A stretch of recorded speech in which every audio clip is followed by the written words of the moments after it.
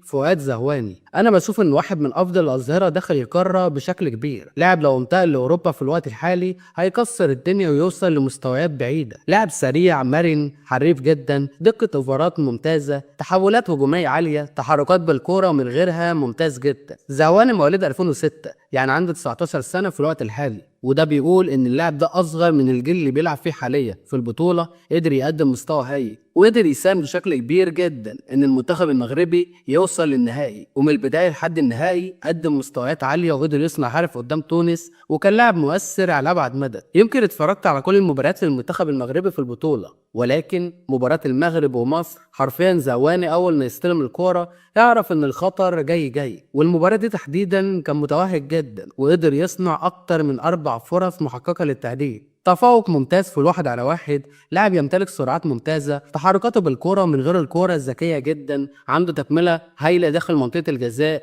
مسدد هايل. حرفيا المباراه دي عمل كل حاجه في الكوره، وهنا كنت لازم اعرف مين اللاعب ده، وعرفت انه خريج اكاديميه محمد السادس، الاكاديميه اللي طلعت لعيبه مميزه جدا حاليا بيلعبوا في اكبر انديه اوروبا، الاكاديميه اللي تمتلك تاسيس هايل، وحاليا اي لاعب بيخرج من الاكاديميه دي بيروح لمكانه بعيده جدا. المهم منها انتقل لنادي اتحاد طوارقه، لعب مع فريق الشباب فتره وقدم مستوى هايل، ومع بدايه الموسم الحالي اتصعد للفريق الاول. يعني مش مجرد لاعب بيلعب في الشباب والسلام، لا ده لعب مع الفريق الاول الموسم الحالي 9 مباريات، مباراة عن التانية مستواه بيتطور، مباراة عن التانية بتشوف تأثير واضح في الملعب، بتشوف لاعب يمتلك مواصفات مبشرة على أبعد مدى، إمكانيات ممتازة، موهبة خام. تحس إنه في حاجة من محمد الشيبي بس ناحية الشمال. يمتلك دقة اوفرات جيدة، لاعب على الأقل بيصنع فرصتين في المباراة الواحدة ودي حاجة ممتازة جدا، تحركاته بالكرة أو حتى من غير الكرة ذكية، ولاعب بيتحرك ما بين الخطوط بشكل ممتاز. فأنا بشوف إنه لاعب مميز جدا لو انضم للنادي الأهلي، فأنت هتستفاد منه فنيا وتسويقيا فيما بعد.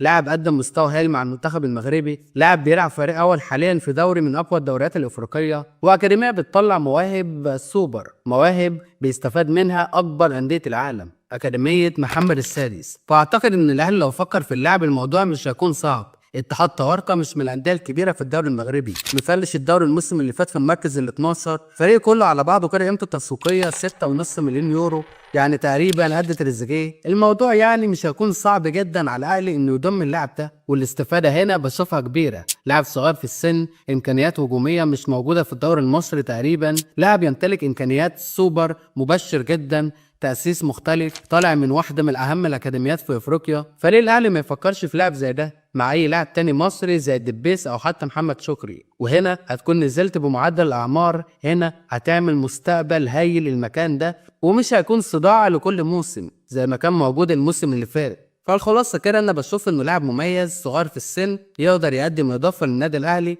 مش هقولك انه هيجي يلعب اساسي في الوقت الحالي، ولكن طالما انت هتجيب لاعب مصري مع كريم الدبيس فليه ما نفكرش في اللاعب ده وهيتأيد تحت السن، ونستفاد بالثلاث اماكن تحت السن اللي كل موسم تقريبا مش بنستفاد منه. ولحد انا وصديقي هنخلص كلامي، لو انت شايف ان فؤاد زهواني لو اتضم للاهلي يقدر يقدم اضافه، اعمل لايك وشير للحلقه دي علشان نوصل لاكبر عدد من الناس ونوصل لإدارة التعاقدات في النادي الأهلي. وقول لي في الكومنتات تحت هل اللاعب ده لو انضم للأهلي هيقدر يقدم إضافة ولا أنت شايف إيه؟ وقبل ما تقفل الحلقة أتمنى توحد الله وصلي على النبي واعمل لايك وسبسكرايب وفعل زر الجرس، واوعى تنسى تعمل لايك وفولو للصفحة اللي اسمها على فيسبوك اللي اسمها سكاوت اي كيو. هناك بنتكلم عن ابرز المواهب داخل القاره وخارجها، وهتسمع عن لعيبه مميزه جدا ولكن محدش عارفها. بنتكلم عن المواهب والصفقات وحاجات كتير جدا، فخش اعمل لايك وفولو وتابع كل جديد. نتقابل بخير، سلام.